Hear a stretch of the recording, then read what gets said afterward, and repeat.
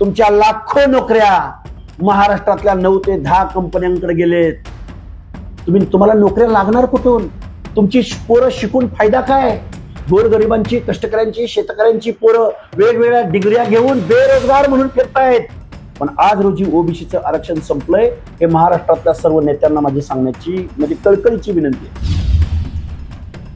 Doctor Babasaheb आंबेडकरांचं समतेचं तत्व, सामाजिक न्यायाचं तत्व, फुले शाहू आंबेडकरांचं पुढे घेऊन जाणारा एकही पुरोगामी नेता, वास्तव आणि परखडपणे भूमिका मांडणारा नेता महाराष्ट्रात जन्माला आला नाही, हे आमचं दुर्दैव।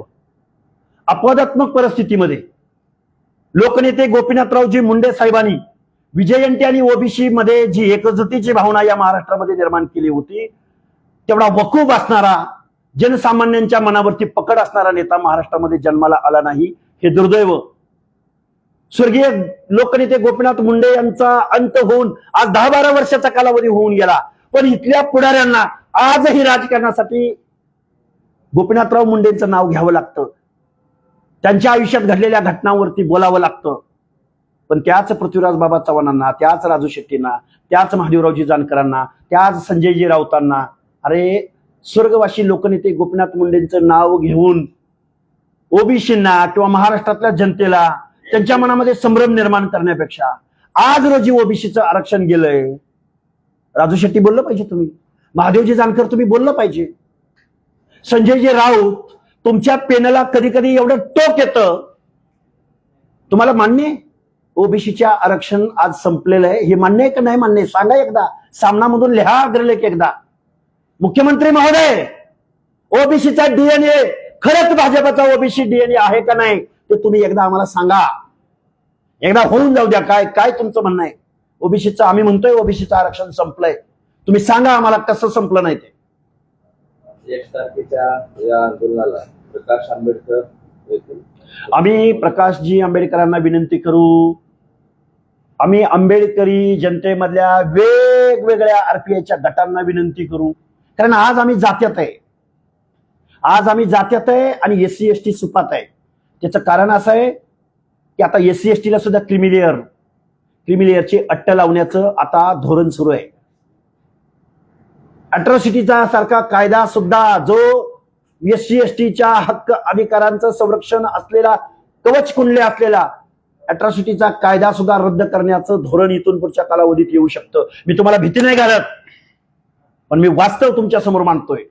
तुमच्या नोकऱ्या आउटसोर्सिंगचं बोंडस नाव देऊन तुमच्या लाखो नोकऱ्या महाराष्ट्रातल्या 9 ते 10 कंपन्यांकडे गेलेत। तुम्हाला नोकऱ्या लागणार कुठून? तुमची पोरं शिकून फायदा काय? गोरगरिबांची, कष्टकऱ्यांची, शेतकऱ्यांची पोरं वेगवेगळ्या डिग्र्या घेऊन बेरोजगार म्हणून फिरतायत।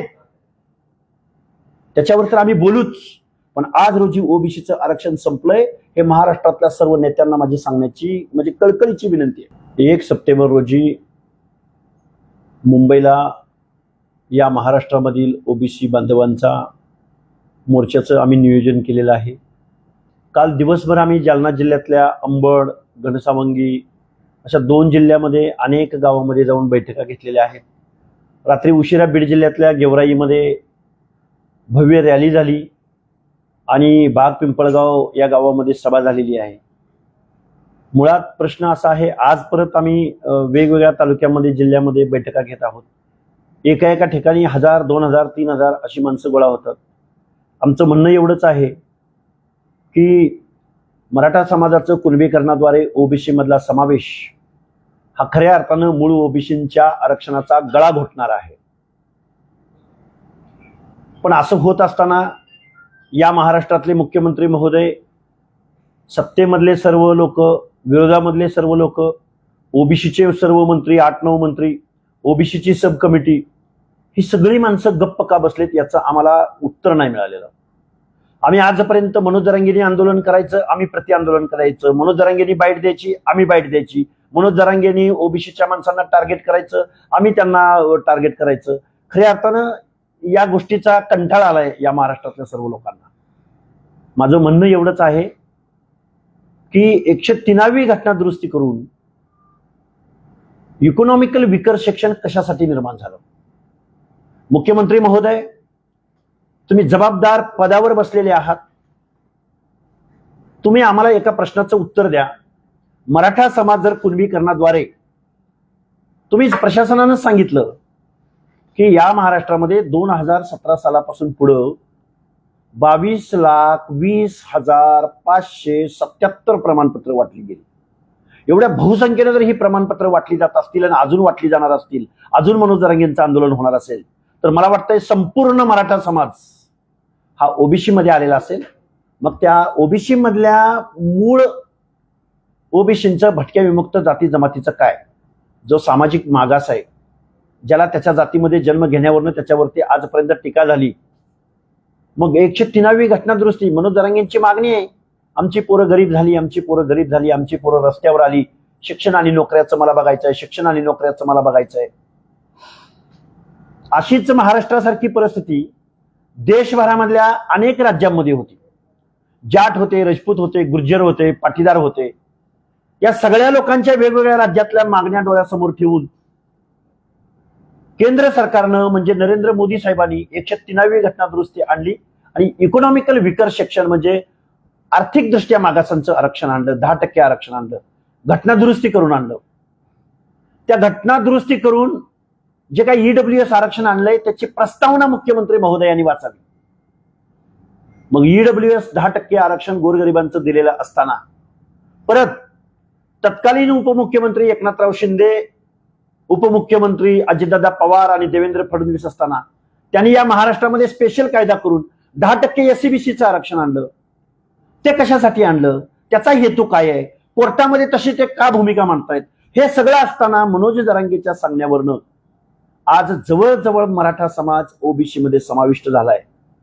आता आमचा प्रश्न असा आहे की आता हा ओबीसी जाणार कुठं? ओबीसी आरक्षणाचा गळा घोटण्याचं काम इथल्या राज्यकर्त्यांनी केलंय. आमची एक विनंती आहे, आम्ही गावोगाव फिरतोय, आम्हाला कल्पना आहे आम्ही कारखानदाराची पोरं नाही, आम्ही आमदारांची पोरं नाही, आम्ही मंत्री आमच्या पाठीमागं कोण नाहीत, सरकार आमची मागणी मानायला तयार नाही, विरोधी पक्ष नेते, विरोधी पक्ष ओबीसीच्या प्रश्नावर बोलायला तयार नाही. महाराष्ट्रातल्या तमाम ओबीसी आणि भटके विमुक्त जाती जमातीच्या सर्व जातीमधल्या सर्व संघटनांच्या प्रमुखांना माझी विनंती आहे, ओबीसीच्या सर्व संघटनांनी, सर्व जातीपातीच्या संघटनांनी या उद्याच्या 1 सप्टेंबरच्या मोर्चात सामील व्हावं. जर तुम्ही जाती जातीमध्ये भांडत बसला, जर फक्त जातीचीच मागणी पुढे रेटत बसला, तर हे तुमच्या आमच्या ताटातलं ओबीसीचं आरक्षण आज रोजी संपलेलं आहे. ज्या 12 जिल्ह्यामध्ये पंचायत समितीच्या, जिल्हा परिषदेच्या निवडणुका झाल्या त्यामधून ओबीसी हद्दपार झालेला आहे. शेकडोनं उदाहरणं आमच्याकडे आहेत. तेव्हा आज रोजी ओबीसीचं आरक्षण संपलंय. हे ओबीसीचं आरक्षण वाचवण्यासाठी सामाजिक न्यायाचं धोरण संविधानाचं होतं, घटनेचं होतं, बाबासाहेबांचं होतं, त्या हक्क अधिकाराचं संरक्षण करण्यासाठी 1 सप्टेंबरचा मोर्चा आपण मुंबईला घेऊन जात आहोत. तो मोर्चा फक्त महाराष्ट्रातील नाही, फक्त भारत देशातील नाही, तर जगातला सर्वात मोठा मोर्चा असेल. एवढी माझी या सर्व महाराष्ट्रामधल्या ओबीसी विजयंतींना 1 सप्टेंबरच्या मोर्चामध्ये सामील होण्याची विनंती आहे. ही सुरुवात मराठवाड्यामधून हजारो लोकांच्या गाड्या मराठवाड्यामधून पुणे जिल्ह्यातल्या दौंड तालुक्यातल्या पाटस टोल नाक्याजवळ ह्या सगळ्या गाड्या जमा होतील. मला वाटतं 1 सप्टेंबरच्या अगोदर 2 दिवस त्या गाड्या तिथं जमा होतील. हजारो गाड्यांचा ताफा असेल आणि तो ताफा मुंबईच्या दिशेने निघेल. महामानव डॉक्टर बाबासाहेब आंबेडकरांच्या प्रतिमेला घेऊन आम्ही दौंड तालुक्यामधून, पाटसमधून मुंबईकडे जाणार आहोत. त्याच्या अगोदर आम्ही मराठवाड्यातले 8 जिल्हे, विदर्भातले 2-3 जिल्हे, अगदी सिंदखेड राजा, देऊळगाव राजा, लोणार या परिसरामधल्या गावागावामध्ये आम्ही गेल्या 2-3 महिन्यापासून बैठका घेत आहोत, छोट्या मोठ्या सभा घेत आहोत. आणि ही सगळी लोक काय ओबीसीचा अंडर करंट आहे, सर्वसामान्य माणसांच्या मनामध्ये काय भावना आहे. प्रत्येक गावामध्ये नुसतं रस्त्यावरून जात असताना 5 मिनिट वाट वाकडी केली तर हजारोंच्या जनसंख्येनं ओबीसी बांधव रस्त्यावर येत आहेत, घोषणा देत आहेत. पण या सगळ्या लोकांना एकत्रित घेऊन आम्हाला मुंबईला जायचं आहे. आणि जे आमची चेष्टा करतायत ना, राधाकृष्ण विखे पाटील, हाकेला कोण हो देत नाही, किंवा प्रसाद लाड, हाकेच्या मागे 2-4 माणसं नसतात, पण मनोज जरांगेंनी जर आवाज टाकला तर 5-50 हजार माणसं गोळा होतात. म्हणजे झुंडीची भाषा इथल्या पुढाऱ्यांना कळणार असेल, डोक्यांची टाळक्यांची भाषा राधाकृष्ण विखे पाटलांना कळणार असेल, आणि तुम्ही झुंडशाहीला बळी पडून इथं बेकायदा जी आर करणार असाल, ओबीसी आरक्षणाचा गळा घोटणार असाल, तर ओबीसी बांधव सुद्धा, ओबीसींना सुद्धा माझी हात जोडून विनंती आहे, तुम्ही जर बहुसंख्येने मुंबईला नाही आला, तुमचं आरक्षण गेलं, तुमचे हक्क अधिकार गेले आणि तुमचा राजकारणातला, समाजकारणातला, इथल्या व्यवस्थेमधला तुमचा जो संविधानानं, घटनेनं दिलेला मान सन्मान आहे तो पूर्णतः निघून गेलेला असेल. नेते बघा, आम्ही सर्व नेत्यांना आव्हान करत आहोत, जे नेते येतील ते आपले, जे नाही येतील, जे आपल्या पक्षाच्या अजेंड्यावर काम करतील, आपलं राजकारण सांभाळत बसतील, तर त्यांना आमच्या हार्दिक शुभेच्छा. याच्या पलीकडे आम्ही आमच्या नेत्यांसंदर्भात काही बोलू इच्छित नाही.